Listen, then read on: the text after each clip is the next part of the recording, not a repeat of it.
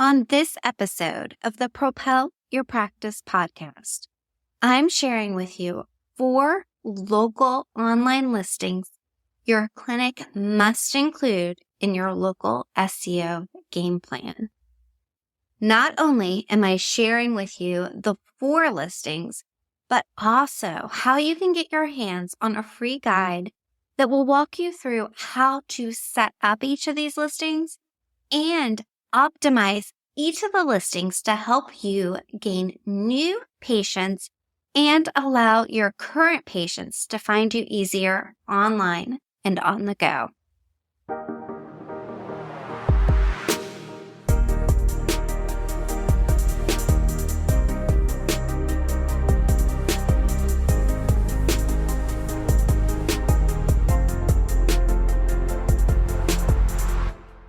Hello, and welcome to the Propel Your Practice podcast, where we discuss actionable marketing strategies clinic owners can put into place to help them propel their practice's online presence. I'm your host, Darcy Sullivan with Propel Marketing and Design. Propel Marketing and Design helps chiropractors, acupuncturists, physical therapists, wellness practitioners, and other clinic owners improve their website rankings and online presence. On this podcast, we talk a lot about SEO, search engine optimization. Those are ways that you can organically help your clinic improve its online presence. In previous episodes, we've talked before about on-page SEO. Those are actions that you take on your website to help your website improve its position on Google and those other search engines. But today we're talking about off-page SEO. These are actions that you take outside of your website to help you improve your online presence. If you're new to SEO, I welcome you to visit propelyourcompany.com/learn and sign up for the free SEO training that will get you started with this topic. On this episode of the Propel Your Practice podcast, I am sharing with you 4 local online listings that your clinic must include in your local SEO game plan. But not only am I sharing with you which 4 listings these are, but also how to get your hands on a free guide that will walk you through how to set up your listings and how to optimize each of these listings to help you gain new patients and make sure that your current patients can find you even easier online. So before we dive in, I'm going to go ahead and tell you how to get your hands on that free bundle of guides that will walk you through optimizing each one of these online listings. Those 4 listings include your Google Maps listing, your Apple Maps listing, your Bing Places listing, and your Yelp listing. So to get your hands on that guide that will walk you through not only setting up, but optimizing each of those specific listings, please visit propelyourcompany.com/local-listings. And I will absolutely not be offended if you push pause on this podcast right now and visit propelyourcompany.com/local-listings and grab that guide. All right, so let's dive in by chatting about what all of these listings have in common. One of the things that all of these listings have in common is what we refer to as your NAP. You want to make sure that you get your NAP in check. NAP stands for name, address, and phone number. It can go beyond that and also include your website, but what we want to do is make sure that across all listings online, the 4 that we're going over today, and any other listings along with your website, that the company name, address, and phone number that you have listed all match. This is a signal to not only Google, but to the online community and your could be patients that you are indeed a legit company, that your location is where people think it is, right? There is a chance that over the years, your location could have moved and there could be outdated information out there online.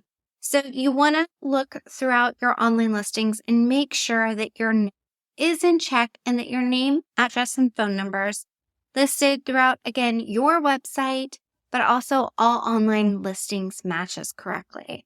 You also want to make sure that when you're using the description, the about the company section on all of these listings, that you're using keywords that people would search for. So that means if you're a chiropractor, but the name of your clinic is Spine and Sport, that you're not just saying spine and sport, but you're also saying chiropractor and chiropractic, or using those keyword phrases in the description as you're describing what your company does, along with the services that you provide. Across all of the listings, we also want to make sure that we're using real photos.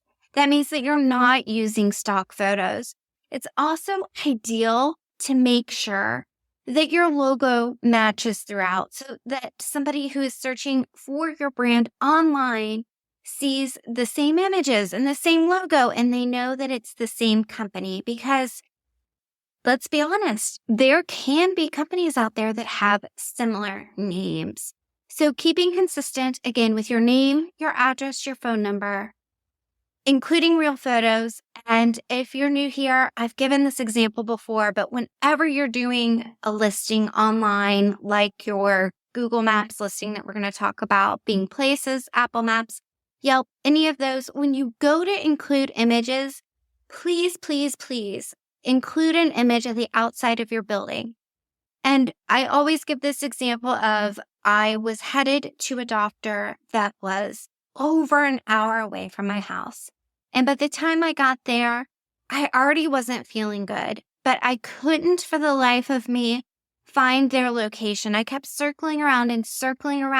And had they had a picture or better information online on their maps listings, I would have been able to easily find their location. And when I walked in, I would have been in a much better mood.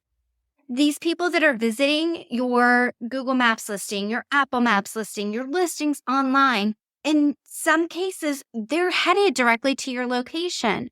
So you want to make sure that when they walk through your door, that they're in a good mood, right? Somebody's going to be way more likely to leave your business a positive review if they walk through your door in a good mood and have a great experience. If it takes somebody an extra 20 minutes to find you because your listing didn't tell them where to park, didn't have a good picture of the outside of your building, they're going to come in already with a bad attitude. And that is honestly going to leave them more likely to leave a negative review. So please make sure that you include a picture outside of your building. Sometimes I also suggest for people, if it's a little hard to find your building, that you include this on your website as well to, again, make it as easy as possible for somebody who is coming to your clinic to find it with ease. And yes, you can use, again, the same text and the same images for the listings that we're going to go over today. And we're going to start with the big one, the one that I think everybody here knows about. And that is your Google Maps listing, which is controlled by your Google Business Profile listing. Your Google Business Profile listing is what used to be called your Google My Business listing. And that listing is what controls the Google Maps listing. This should be your highest priority out of the local listings that we're going to go through today. Now, if you visit and download the guide that I mentioned at the beginning of this episode, you'll get the guide for how to optimize each of these listings. But we also have a podcast and a blog post about the Google Business Profile listing, and you can find links to those in our show notes. What we're not doing today is walking through the process of setting up and optimizing each of these listings. I just want you to be aware of each of these listings and make sure that you take some time this week to follow those guides that will walk you through step by step how to claim those listings and how to optimize them. Once you have claimed your Google Business Profile listing and optimized it, the next one that I want you to claim and optimize is your Bing Places for Business. This is Bing, the Bing search engine. It's their version of the Google Business Profile listing. Now, what's interesting here is we all know how important your Google reviews are for Google, right? So important. But for a couple of the listings that we're talking about today, you don't collect reviews for those specific listings. So, for example, the Bing Places for Business, the reviews from there get pulled from Facebook, Yelp, and other sources. So as we go through and talk about each of the listings, Yelp will be the last one that we talk about. And I know that a lot of people have a love-hate relationship with Yelp. But I think after listening to this episode, you'll see why it's important to spend some time on Yelp, even if you don't feel like Yelp provides you with quality patients or quality leads, or that you get any business from it. So stick around for that. So once you've gone through, claimed and optimized your Google Business Profile listing, then again, you're going to move to the Bing Places for Business listing. And you can use the same exact information for your Bing's Places for Business that you used for your Google Business Profile listing. In fact, at the time that I'm recording this, you can actually import your content from your Google Business Profile listing into your Bing Places for Business listing. So again, for Bing Places, we have a blog post that you can find in the show notes, or again, you can grab that local listings guide that's got directions for all 4 of these listings by visiting propelyourcompany.com/local-listings. Okay, so great. You've done your Google Business Profile listing, which controls Google Maps. You've hopefully claimed and optimized your Bing Places for Business listing. Now, let's talk about your Apple Maps listing. And if you listened to the previous episode of the Propel Your Practice podcast, we talked about why this is so important. So every single person that has an iPhone, when they pick up the iPhone and click on that map icon, they're clicking on the Apple Maps listing, the Apple Maps icon. So much like how Google Maps pulls from your Google Business Profile listing, Apple Maps pulls from your Apple Business Connect place card. And once again, the reviews get pulled from Yelp. So you can see, even if you have a love-hate relationship with Yelp, why Yelp can be such an important player in your online presence. Now, again, we're not going through how to optimize and claim each of these listings. You can find that in the guide or the resources in the show notes associated with this episode. We have a podcast and we have a detailed blog post that walk you through how to optimize your Apple Business Connect place card that, again, is what controls your Apple Maps listing. So to round out the collection of the 4 important listings online is one that we've already talked about a few times here, and that's Yelp. And I get it. A lot of clinic owners that I speak to hate Yelp, or they think it's BS, or it's really not a big deal. But here is the big deal. As we've just talked about, the reviews that you have on Yelp will show on Bing and on Apple. So if you don't have any reviews on Yelp, make sure that you set some time aside to start collecting some of those reviews. For Yelp, we also have a podcast that walks you through exactly how to claim and optimize your listing. And we have that local listings guide that will walk you through claiming and optimizing each of the listings we talked about today. You can grab that by visiting propelyourcompany.com/local-listings. Take some time this week to go through and optimize each of your listings. Again, starting with your Google Business Profile listing. And make a plan to start collecting reviews, if you haven't already, on your Google Business Profile listing, your Yelp listing, and extra credit if you try to get a few reviews on your Facebook page if you don't already have some reviews on your Facebook listing. Because as we mentioned before, the Yelp reviews get pulled to Bing Places and your Apple Maps listing, but also your Bing Places for Business listing will showcase your reviews that you have on your Facebook page. If you've enjoyed this episode, please be sure to share it with a friend, colleague, or leave a review.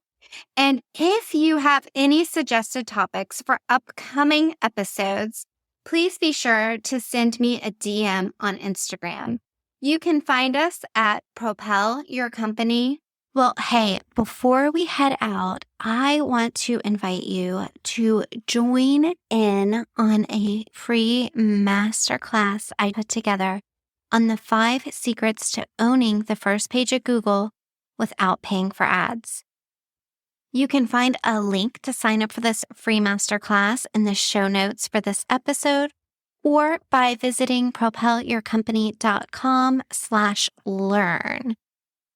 During this workshop, we do a deep dive into strategies to help you improve your online presence, including your Google Business Profile. That's what used to be called the Google My Business listing and what controls the Google Maps section, along with how voice SEO plays a big role in today's search and where you should be focusing your efforts online for the biggest impact.